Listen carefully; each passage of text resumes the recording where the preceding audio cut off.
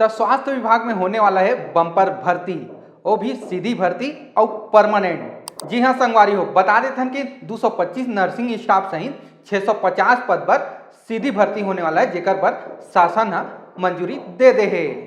जेकर ले अस्पताल मन में नर्सिंग स्टाफ और पैरामेडिकल स्टाफ के कमी है कुछ हद तक दूर हो जाही, जेकर ले मरीज मन ला जांच और सुविधा मिल पाही। तो कौन कौन से पद में सीधी भर्ती होने वाला है, जल्दी जल्दी आप मन नोट कर लो।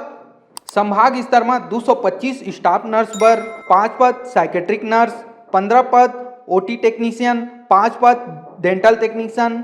वहीं जिला स्तर में 25 पद सहायक ग्रेड बर, 100 पद पुरुष ग्रामीण स्वास्थ्य संयोजक बर, 100 पद महिला ग्रामीण स्वास्थ्य संयोजक, 25 पद फार्मासिस्ट ग्रेड 2, 50 पद ड्रेसर ग्रेड 1 और 50-50 पद पर वार्ड बॉय आया के सीधी भर्ती करे जाही। आप मतलब बता देते हैं कि ये पद पर व्यापम के द्वारा सीधी भर्ती करे जाही। तो जल्दी जल्दी सरकारी नौकरी की तैयारी में जुट जाओ और आगे के जानकारी पर देखते रहो हमारे चैनल ठिया छत्तीसगढ़।